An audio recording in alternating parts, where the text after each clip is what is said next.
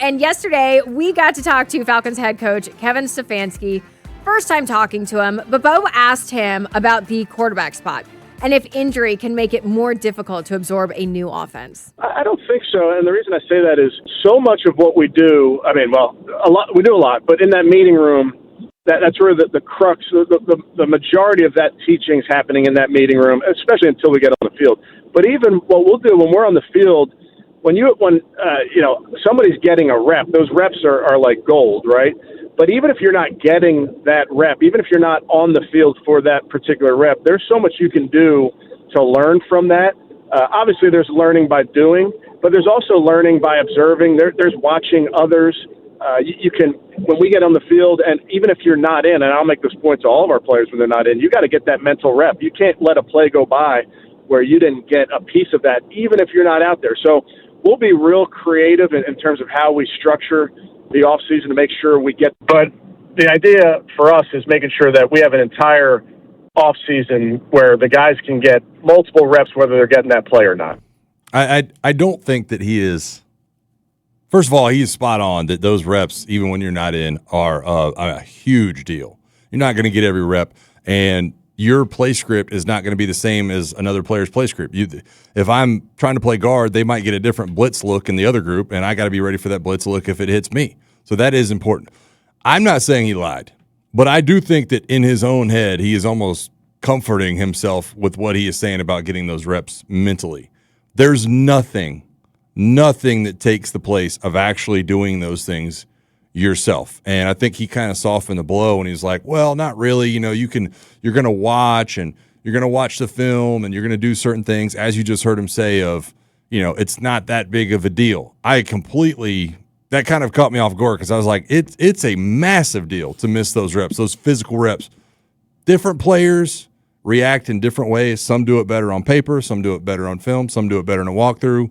But, man, that is, to me, that's going to be the talking point of this offseason. Do you think it's not, though, like that it doesn't change based on the individual? Because some people you can tell, I want you to go 7 yards, stop, hesitate to the left, cut right, and then turn and be there. And then they can do it just – you tell them how to do something, and they do it.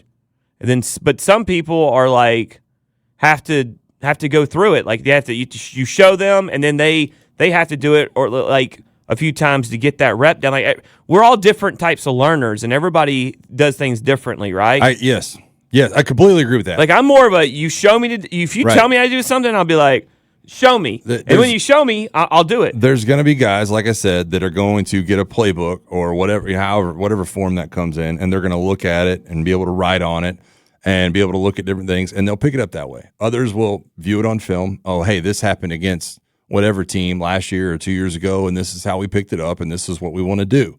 And there's other guys. The problem, though, therein lies is, let me take that another step. Who's having that conversation with the wide receiver who needs to run 8 yards and cut it out? All right. So you go through the layer of the coach that's installing what the play should look like.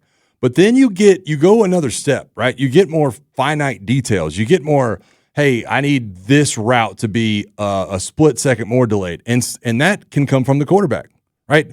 Matt Ryan and Roddy and Julio used to have, and Tony, God, they used to have conversations that were at whatever is above a doctorate in football. It was the craziest thing to listen to those guys talk about route running and timing and where this ball is going to be, and the outside shoulder, the inside shoulder, the number, the hand. Like, those conversations can't happen if you're not on the field, though.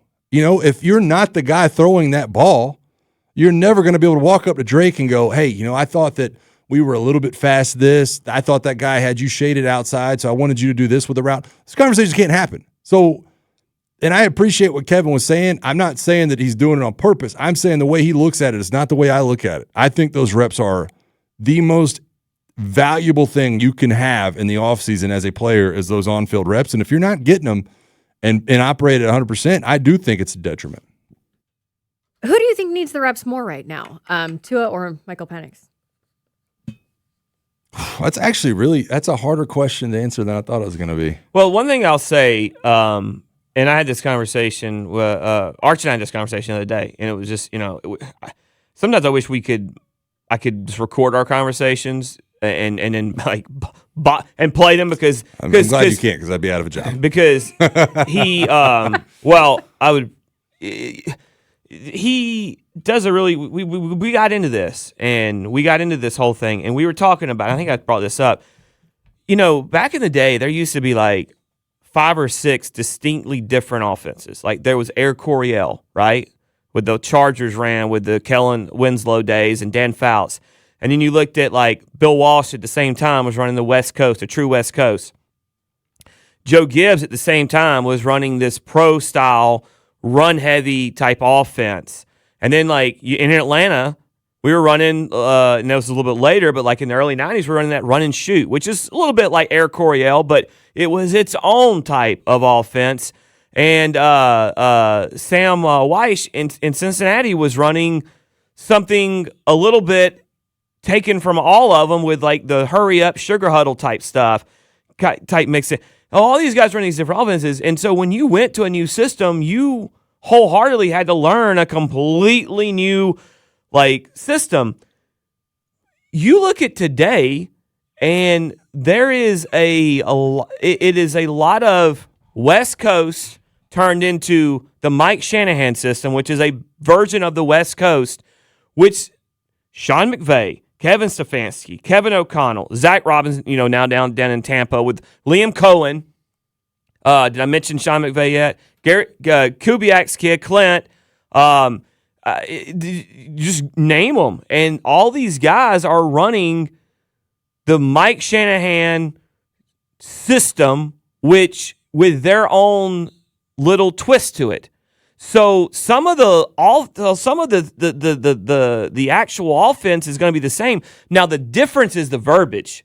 So how much different is what Kevin Stefanski really wants to run as far as just let's talk about the passing game part? How much different is it than what maybe Penix already kind of knows from what Zach had, but they're just adding different nuances to it and maybe verbiage? I think it's impossible to answer that. And it's kind of a hypothetical to begin with. Yeah, and the thing is, like, and this is why I'm struggling to answer your question. I think it's a phenomenal question. Michael Penix is not developed as a quarterback. Right? We haven't seen whatever is even close to the finished product of what Michael Penix is. So he needs those reps badly, as any young player does who's only had, how many starts are we up to with him now? I think 12 maybe. 12? Okay. Any young player who's had that few starts at the quarterback position needs every rep possible, especially installing a new offense. But Michael Penix also knows Kyle Pitts. He also knows Drake London. He also knows Bajan. He also knows a number of these guys and understands how to go about his business in a way that Tua doesn't. So Tua is a veteran presence and does know these offenses, maybe not the terminology, but understands at a deeper level. But he doesn't know Drake London. Mm-hmm. He doesn't know how much Drake is going to climb the ladder to go get a ball up top, or who he can trust in a one-on-one situation, or how Kyle Pitts is going to go about breaking off a route. I mean, there's so much to be said in both kind of ways that I don't know how to answer the question. Well, when you were discussing it and going back and forth about the reps, and they need the reps, they need that experience, I was having a hard time placing who you're referencing because they both do. Yeah. And I think, what is Stefanski's, how's he going to, like, him and Tommy Reese are going to get down, and it's not going to be the exact same offense that Cleveland ran. I mean, it's going to be very much the same, but they're going to do things differently because they have different players. Yes. So is that going to fit more of what Tua likes to do, or is that going to – because the thing that I get to is that I feel like they're completely different quarterbacks as far as how they like to play. Tua likes to run I think what fits him and what fit him in Miami was quick passing game, a lot of intermediate stuff, and he can air it out. Penix likes to air it out.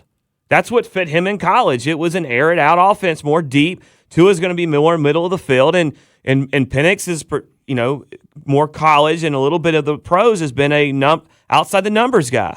Yeah, I agree. It's so Tua more of a point guard, Chris Paul style, I guess, and maybe not that he is, but Russell Westbrook style. For he's a Michael singles, and Penix is a home run. Explosive, yeah. I want to go back real quick to you talking about the personnel. and I don't want to get too far into the football weeds, but when you talk about the G scheme that he brought up, just out of nowhere, right? We've talked so much on the show about gap scheme versus zone. And to an extent, a G scheme is a gap scheme play, but for guards, instead of pulling from the backside around to the front side, as you would in most gap scheme plays, the guards in a G scheme are pulling towards their side. So the right guard will pull right and will lean on down blocks from who? Tight ends, right? And that's why when he said that yesterday, my alarm bell started going off, because you're talking about the tight end position and how it can be utilized. If you don't have a tight end who can put a down block on, a defensive end, then you can't run G scheme plays. And Chris Lindstrom, for the money he's making and what his ability level is, should be, copy and paste to run a G scheme. It should be what he is very, very good at. And yet I don't think we've had the exterior blocking to really be able to take advantage of that in years past. So when I heard him say G scheme, I'm sitting there going, oh my God, getting a down block from Austin Hooper and whoever else is at the tackle position and allowing Chris Lindstrom to get out on the exterior and block some of these guys in the alley. It's just, it's awesome. I love it. Well, that's why when he was talking to you, or he answered one of our questions about the offensive line, and he said this quote, and I wrote it down because it was weird to me that he said it. He goes, we got to see where we're at coming out of the draft. I don't think that they're going to necessarily go and get an offensive lineman at 48. I think Juwan Taylor's here to be the starter next year. I don't necessarily think, though, that they won't look for depth at that position. But I also wouldn't be surprised if an Oscar Delp was there in the third round, that he's not wearing red and black again next year.